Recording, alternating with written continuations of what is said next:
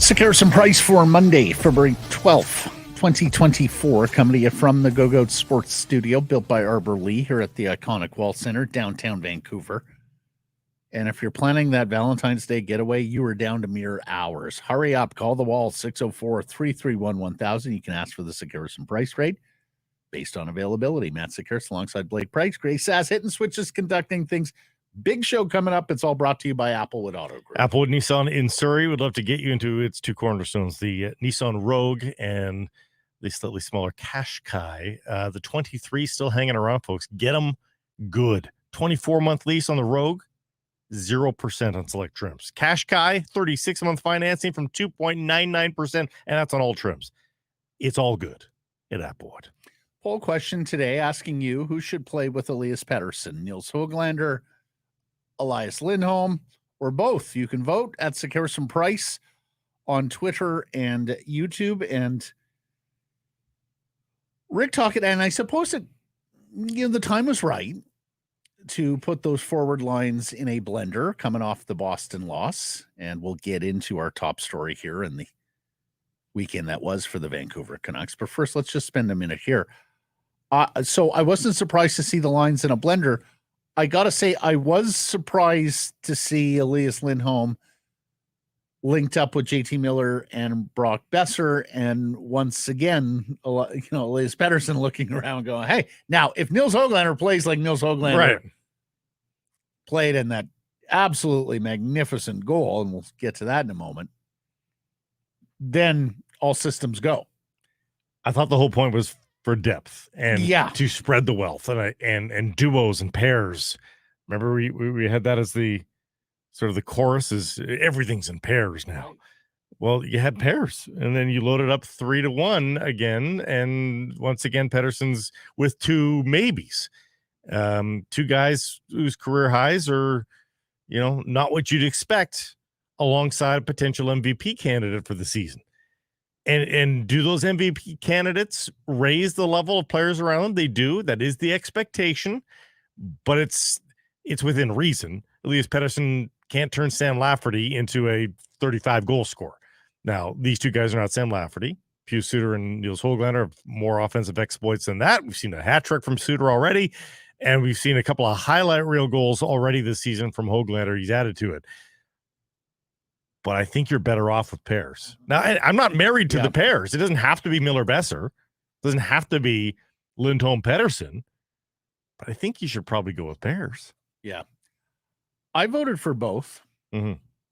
All Swedish line. Yeah, I'd love to see it. Trey Kroner line. And on the YouTube side, the Höglander goal was just scintillating. Unbelievable. Mm-hmm. And not the first time. He did the drag around the back goal a month or two ago too. Like, this wasn't the flash in the pan where everything came together. This guy's got a bag of tricks. Mm-hmm. And for him to be pulling it out in key moments, and like the offense has not been coming as easily here. We talked about it. I mean, January, they scored some goals in the first half of January, so they don't have to reach that far back to find explosive offense, but it's not coming like it did in the first half of the season. And yet, if you find a guy now, a new guy to get on a heater, you can sort of mitigate that a little bit. I like the fact of the left and the right-handed center options for draws when Lindholm is playing with Patterson. Let's get into Lindholm here for a second. He has the incredible debut, the 2 deflection goals in his first game as a Vancouver Canuck, and pointless in the last 3. Yeah, it's going to take some time to integrate here. It's one of the reasons why you move early and don't limit yourself with the number of games that you have to integrate an important piece, a top 6 piece. In a lot of cases, you might not ever get chemistry. If it's just a deadline deal, it might never come. It's happened. Yeah. You've heard players say it. Yeah. I just, it was such a sprint to the end of the regular season after trade deadline. In some cases, it's like 17, 18 games. Yeah. And again, sometimes with playoff teams, they're not all meaningful games, right? So it's a different chemistry experiment than when you bring a guy in on January 31st. I do like, if you watch him off the puck and stuff like that, like you can just tell though, it's a high-end player. Like he there's just a different comfort level than watching a guy from a third line being promoted. Like you'd have to think it's going to come. I'm not suggesting he's going to be a point per game as a Canuck. It may not be that lucrative, but I think he's going to be a useful player, a more dependable, consistent player than the other options they have. So you voted both too? I'm both. I'd like to see that line. Let's get into our top story. It's brought to you by Mr. Lube. The Canucks get 3 out of 4 points on a pair of weekend matinees in Detroit and Washington. Lose 3-2 to the Red Wings at Little Caesars Arena in Motown, and then go back and beat the Washington Caps. Sorry, lose 4-3 in Detroit at Little Caesars Arena. Come back and beat the Washington Capitals 3-2 in overtime. In their nation's capital. Does universe they get 4 points? Does universe they get 2? It's fine. It's a fine weekend. Well, especially with a lot of things that went on this weekend. You were killing 7 straight minutes of power play time for the Detroit Red Wings. You were without Nikita Zadorov in the game against Washington. Well, for much of the Detroit game, too. His suspension, and really, outside of, I think he played 6 minutes and change. You were playing matinees, which is a little bit different. And so the lag factor coming off the loss in Boston on Thursday, you were back at it a little sooner, had less time to rest and recover. Philip Hronek was making his return to Detroit. I thought Hronek was a beast this weekend. He was.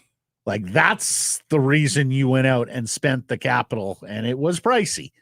But that's the guy that makes a first and second round draft pick worthwhile. He had lulled a bit too. Blake, to me, that's one. I met a couple of guys from Edmonton over the weekend. They were in town and they were talking to me about the Oilers, and they said, "Boy, what's up with the Canucks turnaround?" And I said, well, and they fingered Tocchet. They went, "Oh, is it all Tocchet?" And I said, well, it's an incredible coaching job being done here. Let's not forget that Thatcher Demko is healthy this season. He was not for much of last season. And when he's healthy, he's a top 5 goaltender. And I think we saw that in Washington as well. He was extraordinary. But I also think you got to give a lot of credit to Alvin and Rutherford and the addition of Philip Hronek. We're coming on to 1 year since the trade. It was March 1st. And you just look at what he has done for that right side, what he has done for Quinn Hughes, what he has done for the defense corps at large. I mean, he's been indispensable for them this year. He's having a hell of a season. And the other thing I love about him is he's got a lot of game. He can play the more physical game. He's got the big shot. He helps on your offense. He moves the puck. I mean, he's damn near a complete defenseman. And you take a look at him this weekend, I thought he was amongst, if not the best, Vancouver Canucks. He was great, but he needed to be because he had been on a lull. 9 games without a single point for Hronek after that marvelous first half of the season. So he disappeared for a little bit. It was good to see him back. He was far more active. You could tell he was thinking offense. He got really deferential to Hughes, in the 9 games without a point. It felt like he just wasn't asserting himself offensively like he was previously. But he was just like, nope, I'm going to do this weekend. And he was right alongside. Quinn Hughes had those moments too. Like the top 2 defensemen, maybe it was because they knew they had a regular out of the lineup in Zadorov, and it was really down to 4 regulars, if we're not calling Juleson a regular at this point.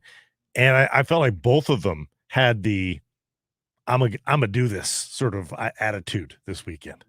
And Captain Canuck on YouTube watching right now said Hughes and Hronek are elite at moving the puck around up high on the blue line, but the forwards have to get better at cycling the puck down low to create more movement and openings. Absolutely. That's our top story, brought to you by Mr. Lube, 100% Canadian. Started in Edmonton by a father and son duo. I'm guessing son called father Mr. Lube. I mean, it would be polite. Pioneer of the no appointment oil change, and now doing tire service and sales with no appointment. 16 locations in the Lower Mainland, 1 near you. Go to mrlube.com. I agree with Captain Canuck, albeit more so with the top 2 lines than the third line, which does a good job of cycling the puck. Connor Garland gets on the board. We talked about it Friday. It kind of reminded of early in the season. They're doing everything right. The bottom line isn't there. Just keep doing things right, and the production will come.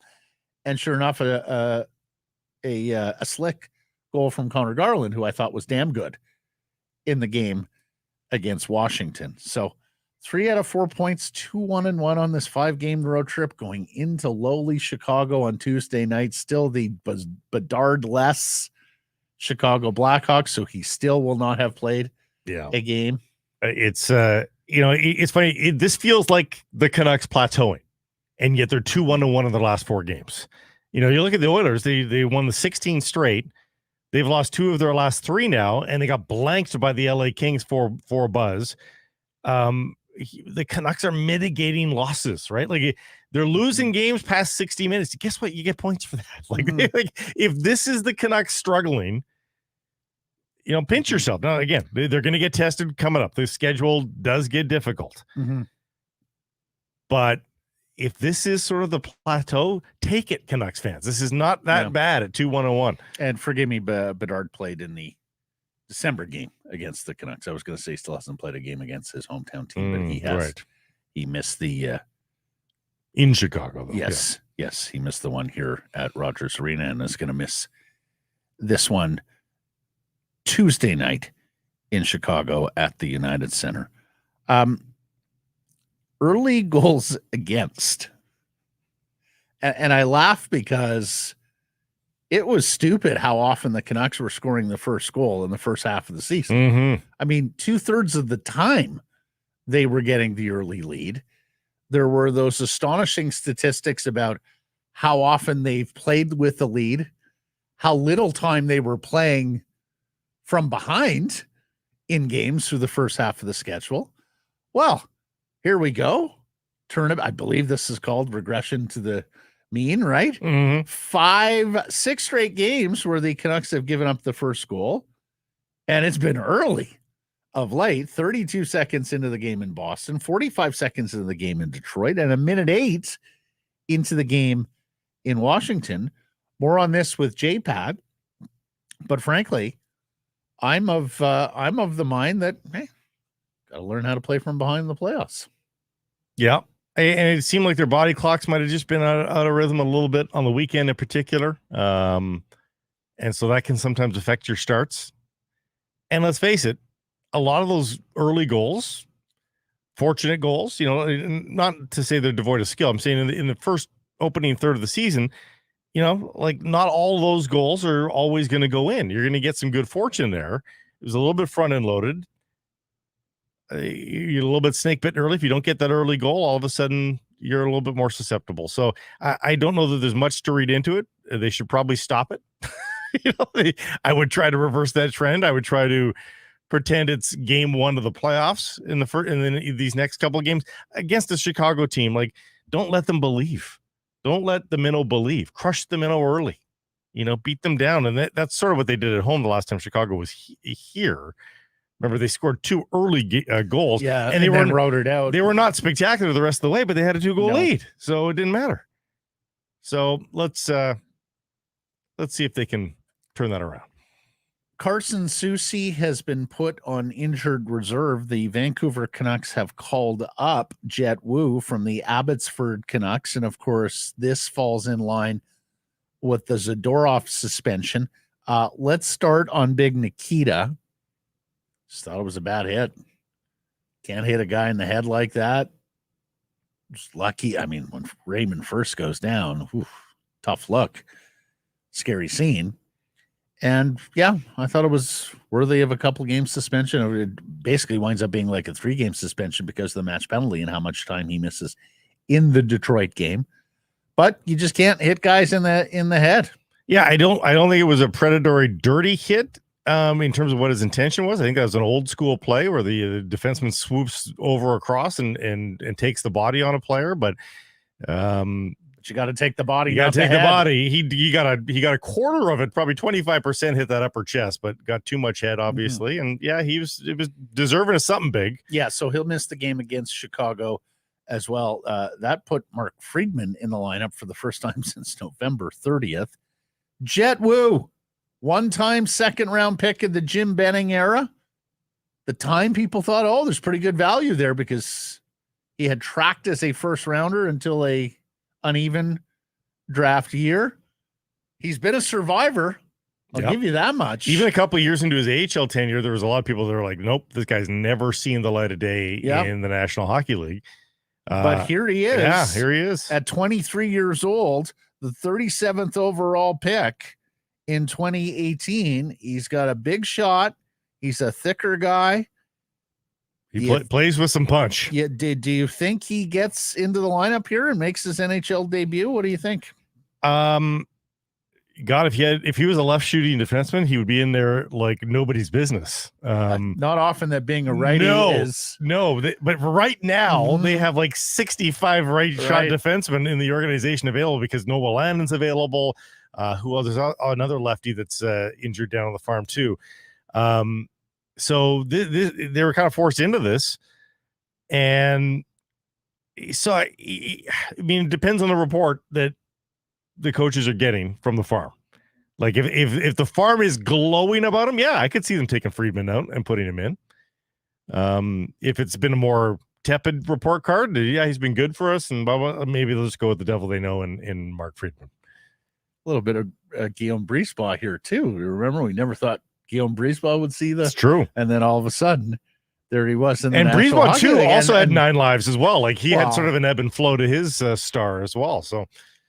Actually, I'd like to know more about Brisebois here. It's been a long time since we've heard anything about Guillaume Brisebois. We know he suffered a concussion at one point, but he's been sitting there on IR the entire time. Susie, of course, has been out since January 20th. Took that Mitch Marner shot to the hand playing the Maple Leafs. So he's 3 weeks into this. It was five or six, they thought. I mean, still a ways away.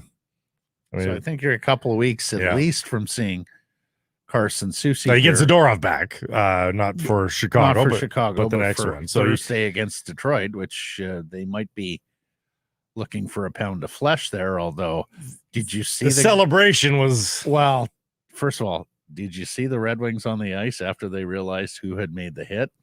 Nobody was going there. Yeah. Nobody wanted that smoke. I don't blame them. That is a big boy. We saw what Liam O'Brien did with Zadorov, which is to say not much. Yeah, no. Bring on all you Liam O'Briens. Yeah. I don't like your chances. Okay, so you mentioned it. Jake Wallman scores the overtime penalty shot winner for the Detroit Red Wings against the Vancouver Canucks Saturday. And he celebrates with a little dance. Mm-hmm. That's the gritty. I didn't know that at the time. I didn't know that either. That's what people. I'm that's now what I've read. Yeah. On social media, it was Kids Night or Kids Day at Little Caesars Arena. You may have noticed there was a young voice on the PA and things of that order. I had zero problem with it. It's fun. Score a game-winning goal. Go ahead and dance. I'm sorry, wasn't it an overtime penalty shot goal? You're not allowed to celebrate those for the win. Like, and to be fair, I didn't see anybody squawking about it with the Canucks, or frankly their fans. Not many, at least. I mean, I don't remember, but when Teemu Selanne threw up the glove and shot it, did anybody have an issue? People had an issue with OV treating his hot stick like a campfire. It was spectacular. Remember Ryan Kessler sort of like, are we not entertained? JT Miller in Washington with the same arms outstretched. William Karlsson, when he ends the streak for the Oilers, beautiful empty net goal, curl and drag, shoot, scores, goes to the corner, does a double hand sort of like tire pump, and then does the come to me, everybody, and it's fun, and they all come to him like. And the Oilers had zero problem with that. And frankly, if a Canuck had done that, I think we'd be having a ball with it. Yeah. So like it's no, I think it's slowly changing, Blake. Is it? Because Ridley Grigg would beg to differ with that. So now let's get into it. If you missed the Battle of Ontario on Saturday night, Ottawa rookie Ridley Gregg is bearing down on an open net and winds up and takes a big slap shot.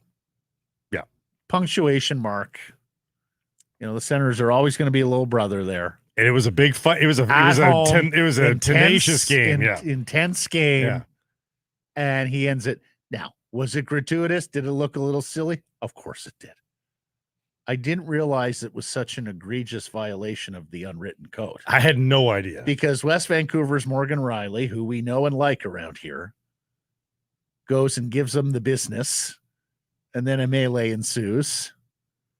And now Riley is offering in-person hearing with the NHL. This is the Dale Hunter, Pierre Turgeon rule, I believe, that after a guy is scored that late to go on over and hit him. You know what? If he'd done I thought that was fun too. Like, you're at home, your fans are revved up. Put a little extra mustard on the hot dog, but send them to the parking lot and to the public transport. Well, it was only French's mustard though. It wasn't Grey Poupon. Like, he didn't do a Michigan.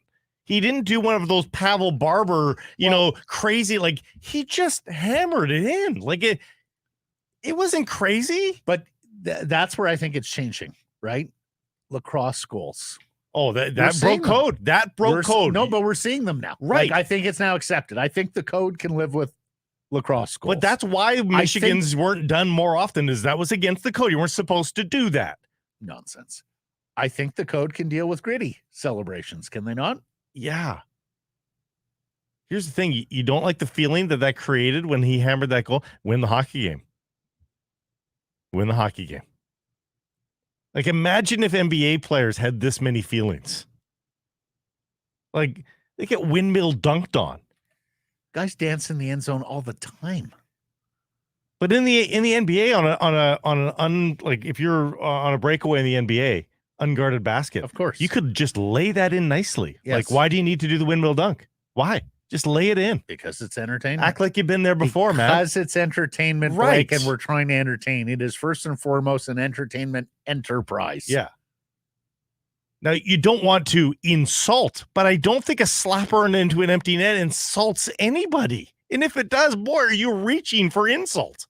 Are you reaching for grievance? Have a thick skin. I love Morgan Riley. Love Morgan Riley, but have a thick skin. What did Ryan Reeves say about it? Oh, Ryan Reeves was talking like he's Gordie Howe. Back in my day, dude, you made your debut in 2010. Like, honestly, he said, if you rewind to when I came into the league, 2010, no, sorry, Ryan.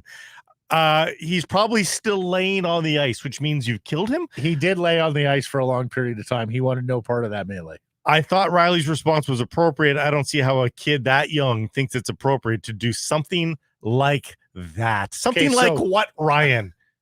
So is his youth part of the offense here? Yes. Yeah. Okay.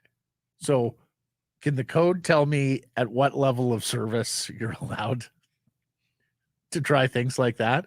Like, when are you a made vet? Do you know there's a first overall pick that would beg to interject and say, trying to calmly tuck it in can have its right.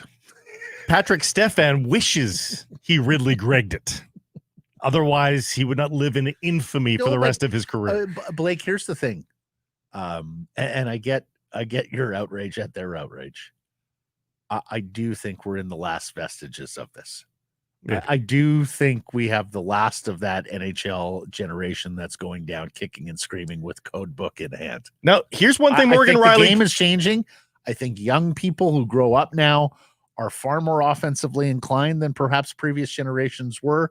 They tend to score beautiful goals, and they tend to celebrate their achievement, and I am A-okay with it. Let's bring more fun to this sport, not have less. Here's the one give I can give in that situation. If Morgan Riley did a drive-by on him and said, keep your head up next time. That's all part of the fun. Because then you're keeping it in the lines. Right. You're like, next time, within the bounds of hockey, we're going to kick your ass. Yep. So keep your head up. Say it in football all the time. Respond with your shoulder pats. Put a good, clean lick on him at some point later. So go and beak him on your drive-by, Morgan, and say, keep your head up, kid. Yeah. Nice try. And rub him out next time he's bearing down on you. Yeah. And it's all good. Yeah. Anyways, I thought it was fun. I thought both instances this weekend were fun. Wallman's dance, the anti-fun league sometimes, and honestly. Greg's slapper. I see that Elliot Friedman is now suggesting he doesn't think the Canucks are going to be able to land Tanev. And I suspect that's because the market for Chris Tanev is robust as it is. Not to mention the fact the Canucks are already down assets, and particularly this year's first-round pick after making the Elias Lindholm trade. But are we a little surprised we haven't seen another trade since the Sean Monahan trade, which, of course, followed the Lindholm trade? It's gone very quiet on deadline front here over the last week and a half. Yeah, there was no dam that broke. No.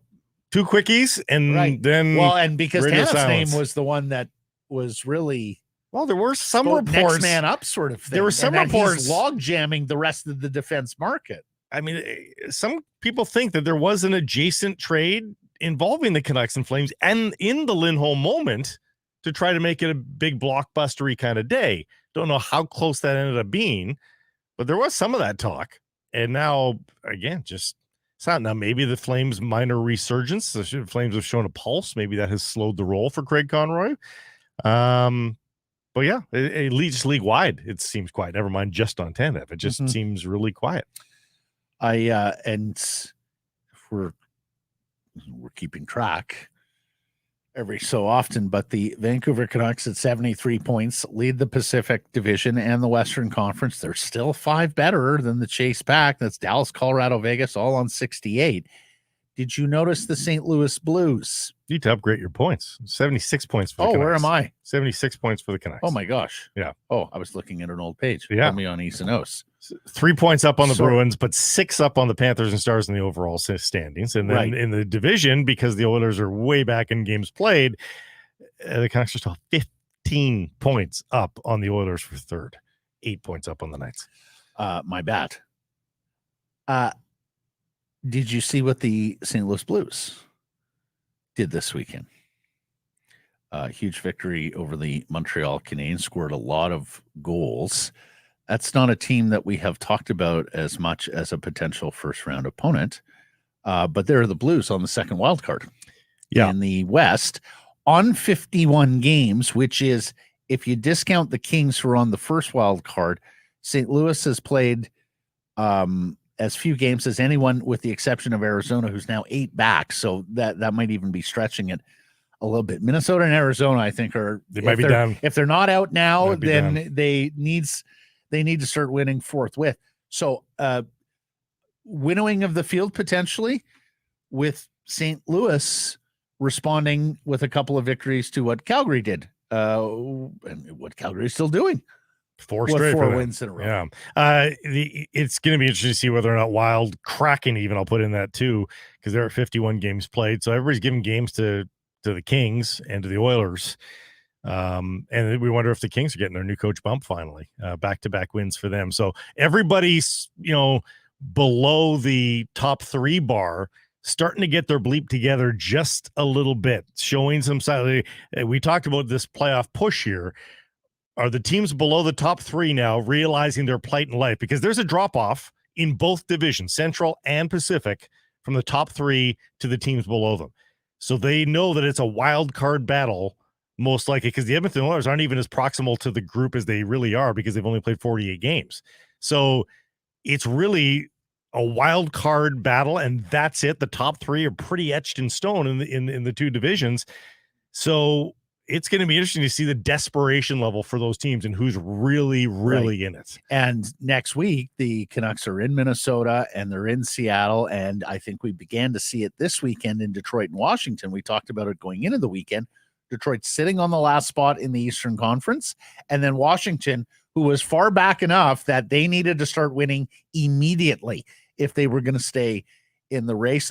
Vancouver's got a bunch of games like that coming up. Detroit again here at Rogers Arena on Thursday, Seattle and Minnesota, if Minnesota is still a party to this next week, and then Pittsburgh the week after with the Penguins here, although that's a couple weeks away, Blake. Who knows what's going to happen between now and then. And not everybody responds well to this kind of pressure, right? Like it sounds like, the Canucks are going to face a desperate team. Yeah, but sometimes teams don't do well with those scenarios and they fold like tents. So we'll see which teams have, again, got the medal to compete here. And speaking of watching hockey, February 22nd at Greta, 70 West Cordova, we're having a watch party alongside our friends at Canucks Army. It's a ticketed event, $10.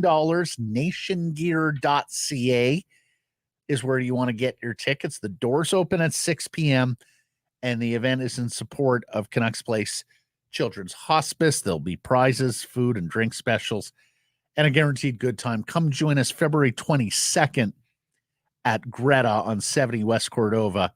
Tickets $10 at nationgear.ca. As we set up the menu on today's show, Blake, there will be a welcome mat coming up here. Jeff Patterson will join us. We'll get to some hashtags, the best and worst of Twitter, including Abbotsford's Nick Taylor winning again on the PGA Tour. You might have been watching Super Bowl, but another dramatic playoff victory for Nick Taylor at another big name PGA Tour stop. That was fantastic. And of course, there was a football game on Sunday, a Super Bowl. Yeah, we should talk about that. And there was a winning team, same as last year's winning team, and a quarterback who now got 3 rings and has the first repeat championship in 20 years. Remember tennis? We thought with Roger Federer retiring, the greatest of all time. Well, that lasted about like 18 months until Novak Djokovic. Well, Sampras before that too, right? So, like, as much as Tom Brady gets to celebrate being the GOAT for now, is it just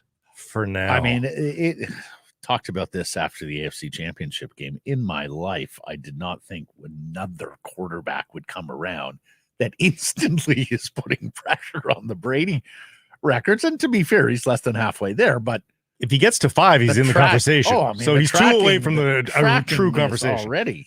Yeah. Extraordinary for Patrick Mahomes and Kansas City. Let's get to our best bets, unless you're all betted out from the weekend, of course. But best bets, a presentation of Sports Interaction, your homegrown sportsbook and casino. What do you got? I did okay, actually. Did you? I didn't win squares because we had squares going on. I didn't win squares. Yeah.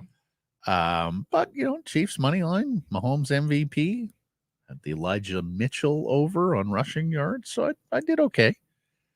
Here's the thing: if you're thinking the Canucks, Oilers, Jets, maybe even the Leafs, that Canada has its best chance at a Stanley Cup in 30 plus years, you can bet any Canadian team to win the Stanley Cup.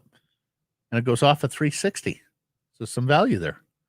You're going to get 4 or 5 cracks at it out of the field of 16, right? Yeah. So that's with some pretty good, top end teams too in Vancouver. That's a fun bet because it Winnipeg. Keeps you cheering on for a while. It's a fun bet. Put it this way.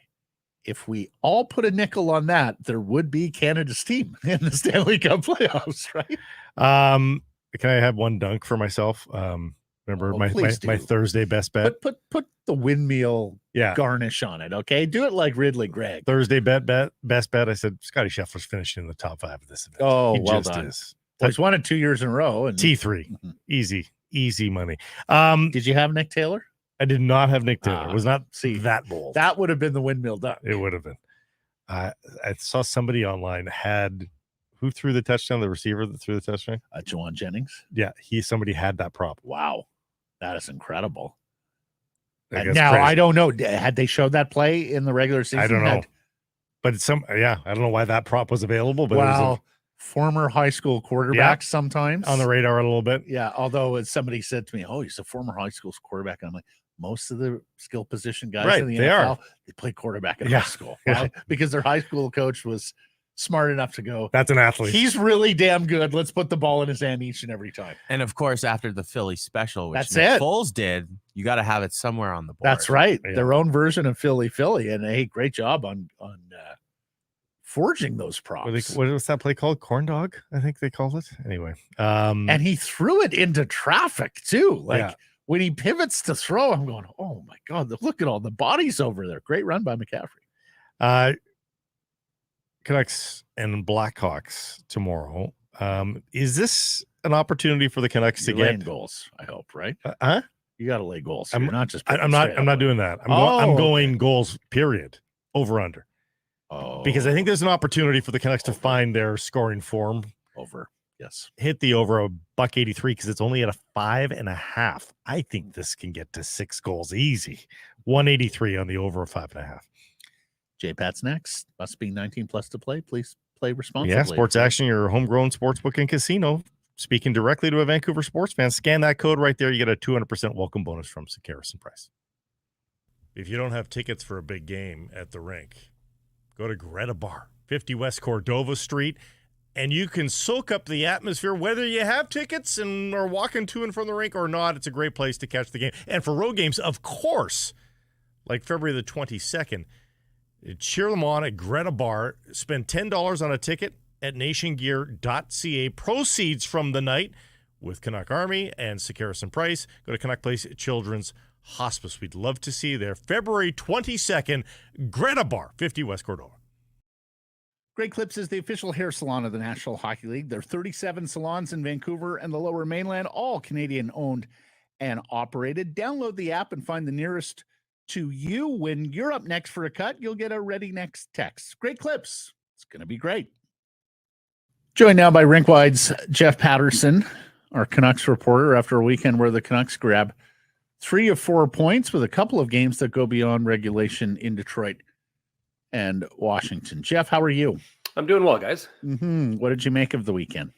Yeah, I mean, it had its moments. I don't think that they were exceptional, but it's kind of like that last homestand before the All-Star break where, there were moments in most of the games, and it's the same sort of thing on this road trip. Like, it's hard to argue at 2-1-1, and, they lost the one game in Boston, and they weren't very good, but I think they bounced back. Like the second period in Detroit, certainly, with a 3-1 lead, I thought this team had evolved beyond the point of letting it get away, but they did. And then I like the response in Washington, the early starts and the fact that they're giving up these early goals. That's not great, but there's just enough there.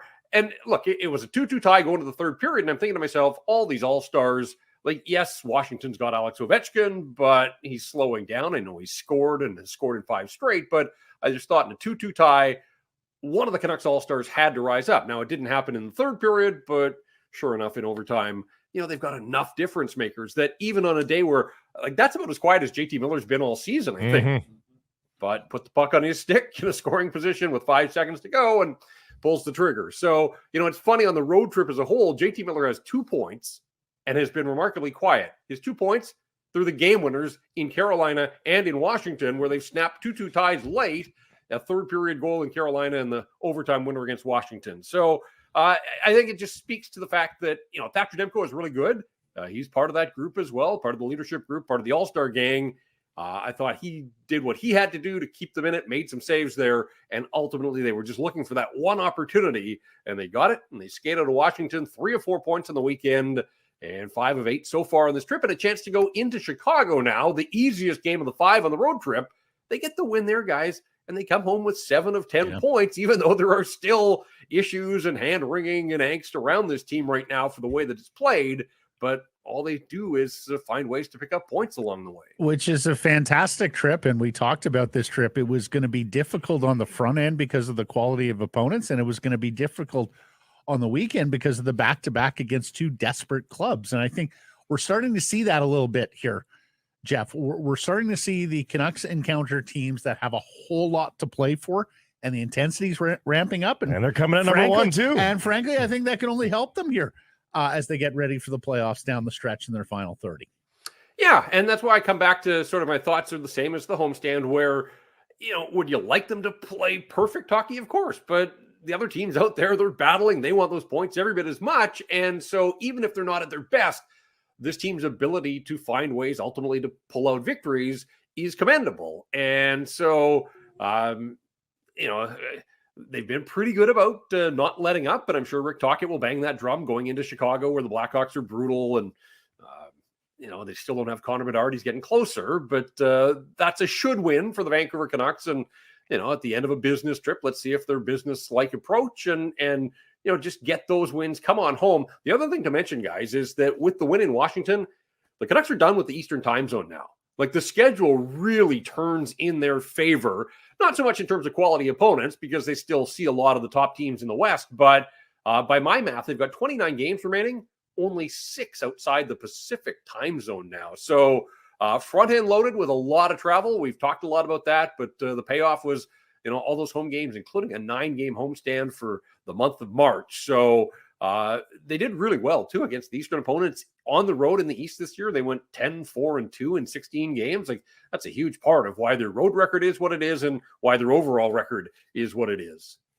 The acquisition of Elias Lindholm led many to believe, and I think rightly so, that, okay, now the Canucks have 2 sets of frontline pairs, and you could rejig it however you wanted as to who the pairs were. We assumed it would be Miller-Besser, Lindholm, and Patterson. Maybe not. What do you make of the separation of Lindholm and Patterson and sort of, hey, it doesn't spell out a lotto line, but it's effectively like the lotto line, loading up with that top line? Yeah, a little surprised that the two Eliases, or Elias and Elias, lasted 2 games, and then Rick Tocchet decided to go for a different look over the weekend. It's very much a work in progress, and I don't think that can be a surprise to anybody. The team is holding its head above water in the 4 games that he's played here. Had the nice debut, obviously, in Carolina, but those are his only points, and they both came on the power play. So 4 games in, nothing to show at 5-on-5.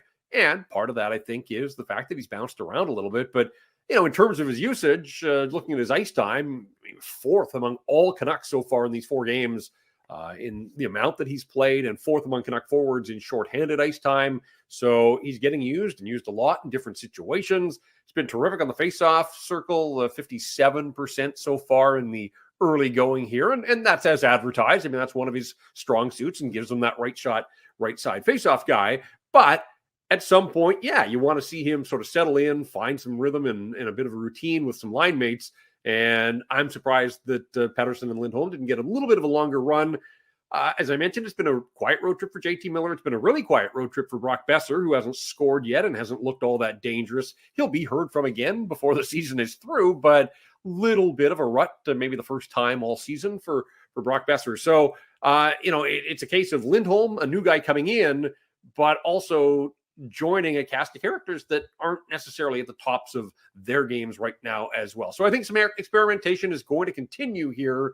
And then a guy like Nils Höglander becomes a bit of a wild card in this, that finally, after all of the howling in this market, for him to get an opportunity higher in the lineup, gets to play with Elias Pettersson, scores in both games over the weekend. Beautiful goal in Washington, nice deflection goal against the Detroit Red Wings as well. So I'd like to see that get a little bit more of a run.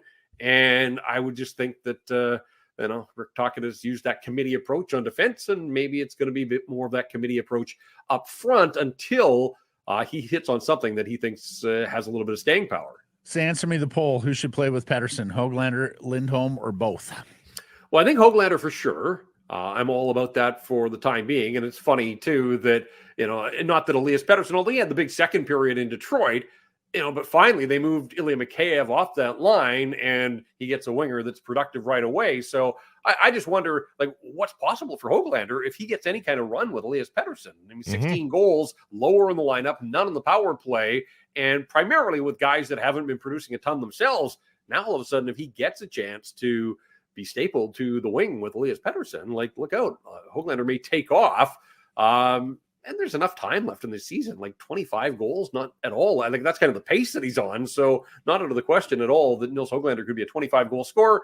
And look, at some point, maybe we see the 3 Swedes put together and get Lindholm back there with Patterson and Höglander. And what does that look like? I think what you've got in a guy like Pius Suter, who can sort of seamlessly plug some gaps for you. And if you had to go back to Miller, Besser, and Suter, I think you could do worse than that for the Vancouver Canucks. So maybe that's the top 6 that we're looking at here.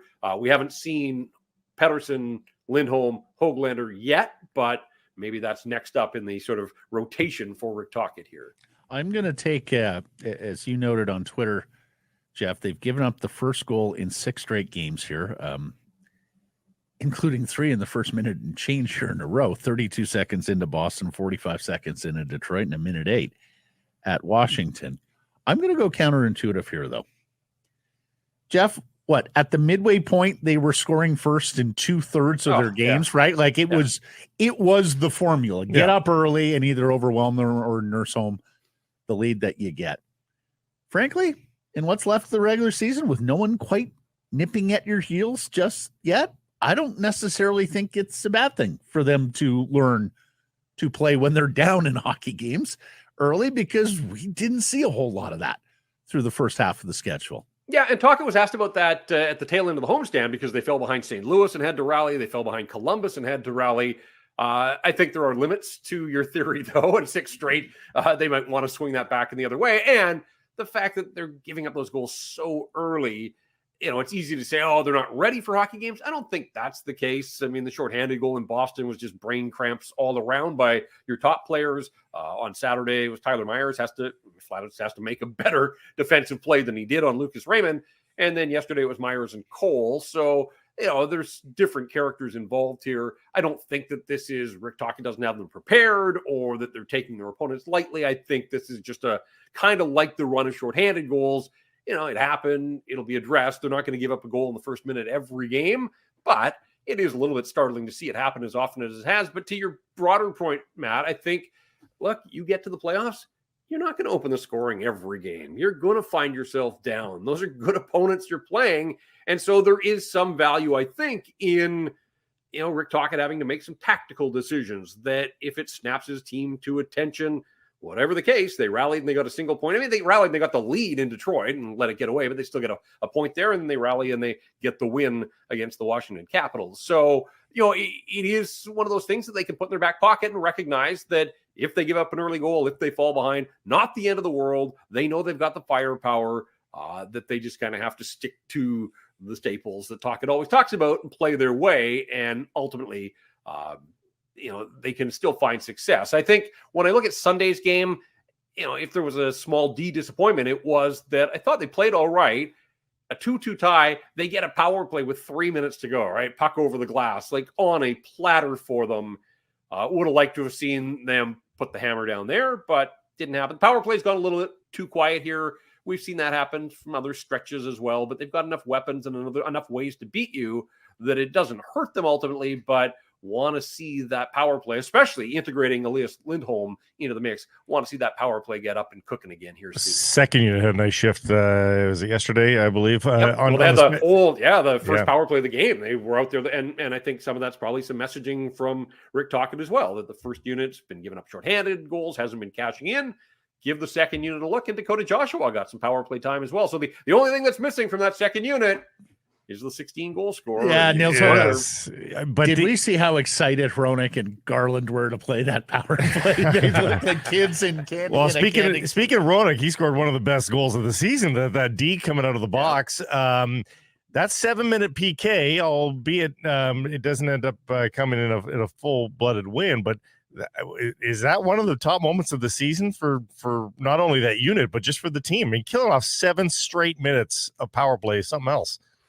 Yeah, I mean, the 5, and then you're right. It looked like they were going to get out of that unscathed, and then the high stick, and so tack on 2 more minutes. Look, it was a bit of a coming out party for Noah Juulsen on the weekend. Like, that guy strung back-to-back games, and really has had a fine season since the middle of November. Like, I don't know, credit to him. I don't know if it's all the credit to him or the coaching staff for working with him, but he really has found a niche as a penalty killer on this hockey club. And in that 5-minute major with Zadorov tossed from the hockey game, nobody on the Canucks killed more of the 5-minute major than Noah Juulsen. And he had a great breakup of a backdoor tap in that was a sure goal for the Red Wings. And he made a terrific defensive play and, cleared the puck in the same motion. Yesterday, the quick up to Connor Garland on the first Canuck goal. So good for Noah Juulsen. Again, maybe it's an understanding that Carson Soucy's getting closer, and at some point we'll get back in the lineup, and Juulsen's trying to, keep his foot in the door here and keep his spot in the lineup. Whatever the case, he was good. Dakota Joshua's had a fine season on the penalty kill. The fact that they're starting to use Lindholm an awful lot now since the trade, I think you're seeing some of his utility is there on the penalty kill as well. But yeah, I mean, high leverage situation. It was a 1-1 tie. Ill-advised play, obviously, by Zadorov, and I don't blame the league. You're trying to get headshots out. I think 2 games was probably fair. I kind of figured he'd get at least 1. I thought maybe, the bulk of a 1-1 tie, and then Sunday's game, but I had no issues with a 2-game suspension for Nikita Zadorov. So interesting that he gets back in the lineup on Thursday against those same Detroit Red Wings, and we'll see if there's any carryover, because that game had a lot more feeling than I expected for a Saturday morning. 2 teams that hadn't seen each other all season, only see each other twice, but there was some feeling there, and we'll see if that carries over into the rematch on Thursday. But yeah, that was a really nice sequence for the Vancouver Canucks that propelled them to the big second period. Frankly, I thought they defended better on that PK than they did at 5-on-5 in times over the weekend. Jett Woo, do you think he's going to get a look here? Do you think he gets into a game? Yeah, this is fascinating. And I think anytime you're within a month of the trade deadline, you have to consider a whole bunch of options here. Is this a reward for his play down in Abbotsford? Is there something going on beyond the Zadorov suspension in terms of banged up bodies? Because he's a right shot defenseman, which, you already had Mark Friedman here, and Friedman's playing on his offside, and now you're adding another righty. So that surprised me a little bit in that regard. But also, could this be any sort of showcase? Like, if ever there's an opponent that you could plug a player like this in, it's against the Blackhawks. Jett Woo's probably third on the Blackhawks depth chart at the NHL level, the way that their season's going. But, why not? Why not take the opportunity? This guy's been in the system a while, has played himself back into the mix as a, tweener at the very least, and a guy that probably has earned an opportunity at the National Hockey League level. I hope that this isn't just bring him in and, a bit of a nod to him to get a day on the NHL roster at the end of a road trip. Why not against the Chicago Blackhawks? Give him a look. A little love for Jett Woo here the day or two before Valentine's. A little bit of color on that. The left-handed defensemen are all injured for the Abbey Canucks. So, your options are pretty slim right now to call guys up. But guys, like you could go Matt Irwin would be the only option, really. But everybody else is dinged right now, so it's a bunch of righties. So I think it's just who's available more than anything. The question is, do they want to see him over Friedman? I guess would be the question. Did Friedman do anything too dastardly that demands him out of the lineup? I don't think so. No, I mean he played 11 minutes. Again, they basically went with 5 defensemen for much of that hockey game. Quinn Hughes on the back half of back-to-backs playing 29 minutes and change and 3 minutes of overtime, as Quinn Hughes likes to do. And so not a surprise there. But yeah, Friedman, and tough situation for him. The guy hadn't played an NHL game since November the 30th. And, he's been a loyal soldier and he's stayed on the payroll. And I think they're worried that if they tried to waive him to the minors, that a right shot defenseman would probably get claimed around the National Hockey League. So they wanted to keep him in the fold, and went down. He played those 6 games in Abbotsford, but I didn't think he looked out of place, but it's 11 minutes. Could Jett Woo give you those same 11 minutes against an inferior opponent like the Chicago Blackhawks? I'd like to think so. I'd like to think the Canucks, could insulate Jett Woo enough at the tail end of a road trip like this one against a Chicago team that has been shut out. I believe it's in 4 of its last 8 games. They don't mount much offense. They don't mount a huge threat. Why not? This seems like the perfect opportunity to plug a guy like Jett Woo and give him his National Hockey League debut. Correct me if I'm wrong, though. Jett Woo's going to require waivers to go back down. He's not waiver ineligible anymore. So that does make this call up a little bit interesting, doesn't it? A 23-year-old right shot defenseman that you'll have to send back down. Right. So is this a question of another team wanting to see Jett Woo play in the National Hockey League ahead of, again, spitballing here, but all of these things are in play a month ahead of the trade deadline. Yeah, we'll see. Week ahead, Jeff, which is busy. Touched on it a little bit, but what do you anticipate here in the week ahead? Yeah, I mean, they should be able to get past Chicago, take the win, and bring it on home. And then, home for 2. And we saw that Detroit pushed them and gave them everything they could handle. Then the big one on Saturday, the first look at the Winnipeg Jets all season long, the first of 3 remaining against the Jets. And then right back out on the road, the quick turnaround for the Vancouver Canucks, and a road trip that includes Dayton, Colorado. So we've said this for a while that, not a week's going to go by here over the second half of the season where there isn't one of or a couple of big conference games or divisional opponents. And we're going to start to see that Winnipeg, Colorado, and on it goes. But I mean, it's funny because I really didn't think much of the Thursday game against the Detroit Red Wings, but after what we saw, and now there's a little bit of intrigue there. But I am looking forward to seeing the Jets. Whether it's the goaltending matchup, whether it's a couple of great defensemen in Josh Morrissey and Quinn Hughes, or all the firepower up front.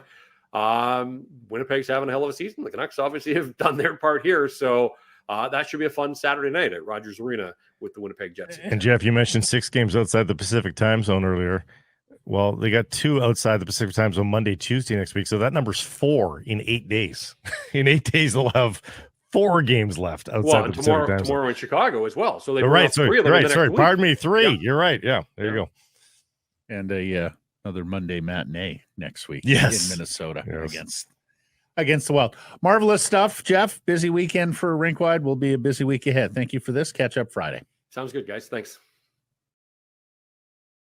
Hey, everybody. If you're enjoying what you're seeing here, then follow along with Sekeres Price on YouTube. I promise more content coming. The kids call it subscribe on YouTube. Well, how about liking it? Do that as well. Smash it right now.